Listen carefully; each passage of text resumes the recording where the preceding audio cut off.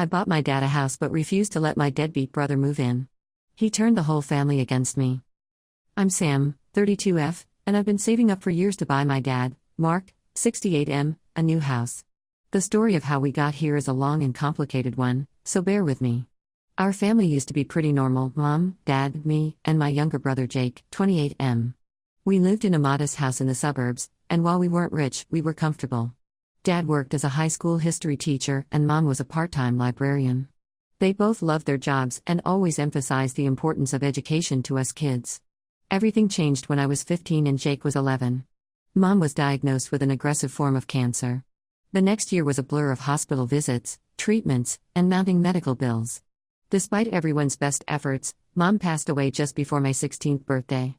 It was devastating for all of us, but especially for Dad.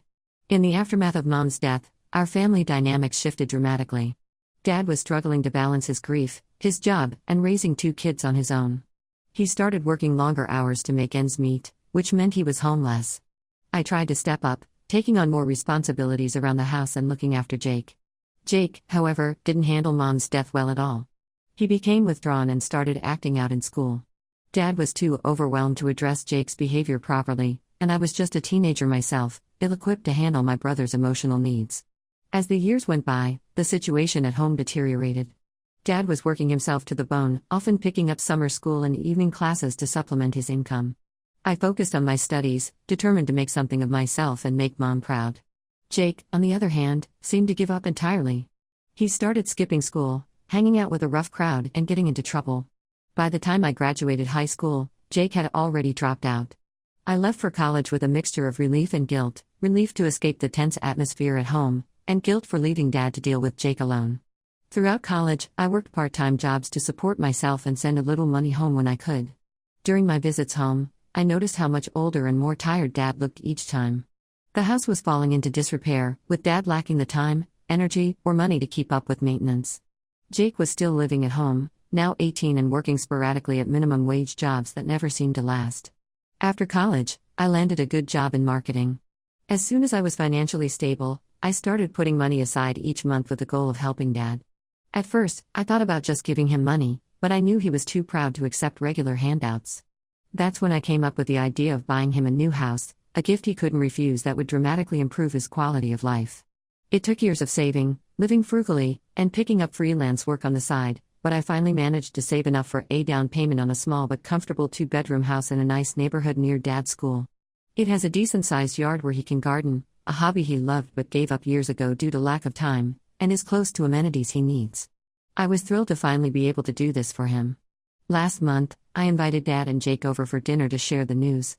I cooked Mom's old lasagna recipe, a family favorite we rarely had anymore, and even managed to get Jake to show up on time, which was a minor miracle in itself. After dinner, I told them about the house. Dad was overjoyed and grateful, tears in his eyes as he hugged me. But Jake's reaction quickly soured the moment. He immediately asked when we could all move in. The look on his face when I explained that the house was just for Dad was a mixture of shock and anger I'll never forget. Jake exploded, calling me selfish and accusing me of trying to separate him from Dad. He ranted about how I'd abandoned the family years ago to go to college, while he'd stayed behind to take care of Dad. This was news to me, as from what I'd seen and heard from Dad, Jake had never contributed much to the household. He said I was leaving him homeless, and that I owed him a place to live too since we're family. Dad tried to calm Jake down, but Jake was having none of it. He stormed out, slamming the door so hard a picture fell off the wall. In the ringing silence that followed, Dad just looked tired and sad. Over the next few days, Jake bombarded me with angry texts and voicemails. He's even gotten some of our extended family involved. Aunts and uncles who don't know the full story are calling me, saying I'm heartless for not helping my brother and that I'm tearing the family apart. I feel awful about the situation, but I don't think I'm wrong. I worked hard for years to give Dad a better life in his retirement, not to provide free housing for my almost 30-year-old brother who's never tried to support himself. Dad deserves to enjoy his new home without having to take care of Jake. Plus, I'm worried Jake will trash the place or invite sketchy friends over if he moves in.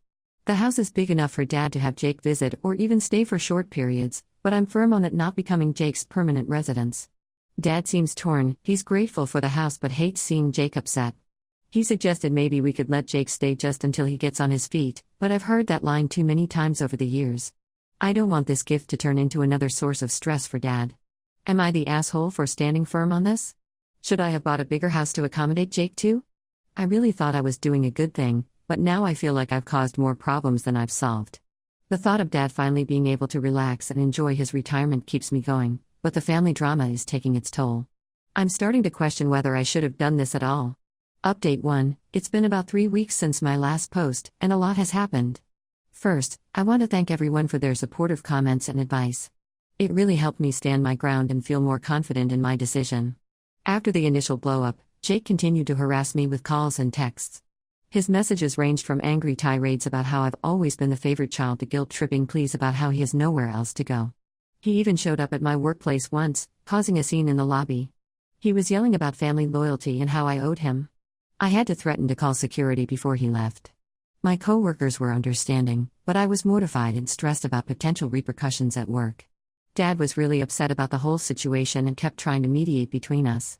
He'd call me almost daily, alternating between expressing gratitude for the house and suggesting compromises to appease Jake. It was clear the stress was taking a toll on him. He sounded exhausted on the phone, and when I visited him, I noticed he wasn't sleeping well. About a week after my original post, I decided we needed to have a real heart-to-heart. I went over to Dad's current house on a Saturday afternoon. Jake was out, which was a relief. The house was in even worse shape than I remembered: water stains on the ceiling, peeling wallpaper, and a musty smell throughout. We sat at the old kitchen table, the same one we'd had family dinners around when Mom was alive, and I poured out everything I'd been feeling. I explained that while I loved Jake, I couldn't enable his behavior anymore. I told Dad about all the nasty messages Jake had been sending me and how he'd shown up at my work. Dad was shocked. He had no idea how bad things had gotten. During our talk, Dad opened up about how difficult it's been living with Jake. He admitted that Jake often stays out all night, brings home strangers, and leaves the house a mess. There had been a few instances where items went missing after Jake's friends visited, though Jake always denied any knowledge of it. Dad said he's been too afraid to confront Jake about his behavior because he doesn't want Jake to leave and end up on the streets. It broke my heart to hear how much stress this has been causing Dad. We talked for hours, reminiscing about Mom and how different things might have been if she was still here. Dad confessed that he felt he'd failed both of us in some way, me by not being able to support me more, and Jake by not being able to guide him onto a better path. I reassured Dad that he'd done his best in an impossible situation. After our conversation, Dad agreed that it would be best for Jake not to move into the new house. He said he was ready to have some peace and quiet in his life, to finally focus on himself after years of struggling. We decided to set a move-in date for Dad, 2 weeks from our talk. When we told Jake about the decision, he completely lost it. It was worse than his initial reaction. He accused me of turning Dad against him and said some really hurtful things to both of us. He dredged up old grievances, blaming me for abandoning the family when I went to college and Dad for always favoring me. He even threatened to contest Mom's will from years ago, claiming she would have wanted him to have a share of any property bought for Dad. This is ridiculous because Mom didn't leave any property, and the house was bought entirely with my own money. The day after this confrontation, Jake disappeared. He took some of his stuff from Dad's house and left without saying where he was going. Dad was worried sick, but I reminded him that Jake is an adult and can make his own choices. Still, I could see the toll it was taking on Dad. He kept checking his phone, hoping for a message from Jake. Despite the drama, we went ahead with Dad's move as planned. The weekend of the move was bittersweet. As we packed up the old house, we found so many memories: old photos, Mom's cookbooks, our childhood toys. Dad got choked up a few times, and honestly, so did I. It was the end of an era, closing the chapter on the house where we'd grown up and where we'd last been a complete family. But as we unpacked in the new house, I could see Dad's spirits lifting. He spent a long time in the backyard, already planning where he'd plant his vegetable garden. He seemed lighter somehow, as if the fresh start was allowing him to let go of some of the stress and guilt he'd been carrying. We still haven't heard directly from Jake, but one of his friends told us he's been crashing on their couch. Apparently, he's been badmouthing me to anyone who'll listen, painting himself as the victim of a cruel sister and a father who chose favorites. It hurts, but I'm trying not to let it get to me. I'm feeling a mix of relief and guilt. I'm glad Dad is settled and comfortable, but I can't help worrying about Jake. I know it's not my responsibility to house him, but it's hard to shake the feeling that I've somehow failed as a sister. Dad assures me I've done the right thing, but it's still weighing on me. For now, I'm trying to focus on the positives. Dad is safe and comfortable in his new home. He's talking about joining a local history society and maybe even dating again. It's amazing to see him looking forward to things for the first time in years. As for Jake, I hope this will be the wake-up call he needs to get his life together. But I also know I can't control his choices. All I can do is be there for Dad and hope that someday, Jake will understand why I did what I did. I'll post another update if anything significant happens. Thanks again for all your support. It really means a lot to have a place to share this and get unbiased opinions. Update 2. It's been about 2 months since my last update, and there have been some developments I wanted to share. About 3 weeks after Dad moved into the new house, Jake suddenly reappeared. He showed up at Dad's new place unannounced, looking pretty rough. His clothes were dirty, he'd lost weight, and he had dark circles under his eyes. Apparently, he'd been couch surfing with various friends but had worn out his welcome everywhere. When Dad called to tell me Jake was there, I could hear the conflict in his voice. He was relieved to see Jake was okay but worried about falling back into old patterns. I drove over immediately, unsure of what I'd find. When I arrived, Jake was sitting at the kitchen table, wolfing down a sandwich Dad had made him. The sight brought back memories of Jake as a teenager, always hungry and raiding the fridge after school. For a moment, it was like nothing had changed. But then Jake looked up, and the guarded, almost hostile look in his eyes brought me back to reality. Jake apologized to Dad for his behavior and asked if he could stay just for a few days until he got back on his feet. He avoided looking at me directly. Dad, being Dad, had already agreed without consulting me first. When I pulled Dad aside to remind him that this was supposed to be his fresh start, not a repeat of the old situation, Jake overheard and snapped at me for trying to control everything. We spent the next hour in a tense discussion. Jake accused me of never giving him a chance, while I pointed out his history of broken promises and taking advantage of Dad's generosity. Dad sat there looking miserable, and I felt guilty for causing him stress in what was supposed to be his peaceful new home. Finally, we came to a compromise. Jake could stay for 2 weeks maximum, but only if he agreed to some strict rules. 1. He had to actively look for a job and show proof of applications. 2. He had to contribute to groceries and keep the common areas clean. 3. No guests allowed without Dad's permission. 4. He had to attend a free financial literacy workshop at the local community center. To my surprise, Jake agreed to everything without much argument. I think the reality of having nowhere else to go finally sunk in. Or maybe he was just telling us what we wanted to hear, I wasn't sure. Over the next 2 weeks, Jake actually seemed to be making an effort. He got a job at a local warehouse and started the financial literacy course. He was keeping the house tidy and even cooking dinner for Dad sometimes. One evening, I stopped by to find them watching an old movie together, laughing at the cheesy special effects. It reminded me of better times, back when we were kids and everything was simpler. Dad was thrilled with the change and started hinting that maybe Jake could stay longer. I was skeptical. I've seen Jake make short-term improvements before, only to slide back into old habits.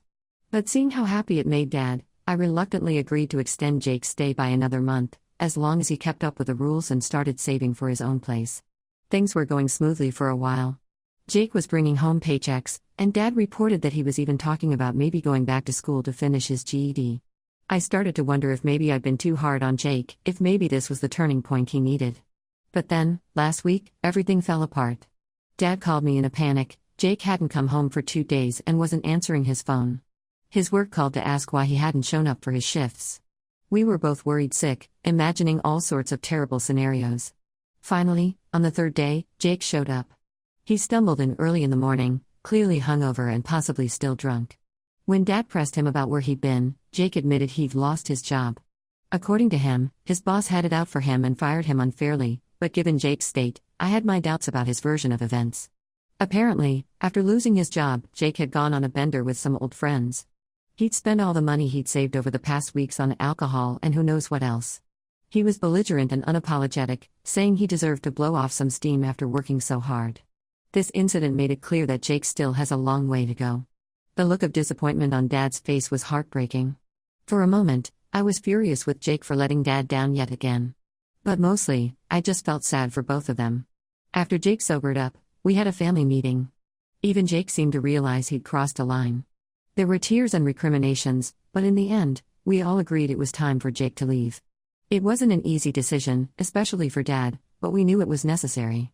We helped Jake find a room to rent in a shared house and gave him enough money for the first month's rent and a security deposit. As we helped him move his meager belongings into his new room, I felt a mix of emotions: relief that he was out of Dad's house, worry about whether he'd be okay on his own, and a lingering sadness for the relationship we'd never had. Now, a week later, Dad is back to enjoying his retirement in peace. He's joined a local gardening club and seems to be making friends in the neighborhood. He calls Jake every couple of days to check in, and while those calls are often short and a bit awkward, at least they're talking. As for Jake, he's been in his new place for a week now. He's not thrilled about it, but he's managing. I'm trying to maintain boundaries while still being supportive. I check in with him every few days but make it clear that he needs to stand on his own 2 feet now. I'm feeling more confident about my decisions, but it's still a tough situation. I hope Jake can turn things around, but I know it has to come from him. The road ahead isn't going to be easy for any of us, but at least now we're all moving forward. Dad seems to be doing well, although I can tell he misses having Jake around. He's been throwing himself into his gardening and has started volunteering at a local history museum. It's good to see him pursuing his own interests after so many years of just trying to keep his head above water. As for me, I'm trying to focus on my own life a bit more. This whole situation has been all-consuming for months, and I realized I've been neglecting my own needs. I've started seeing a therapist to work through some of the guilt and stress I've been carrying. It's helping, slowly but surely. I'll post another update if there are any major changes.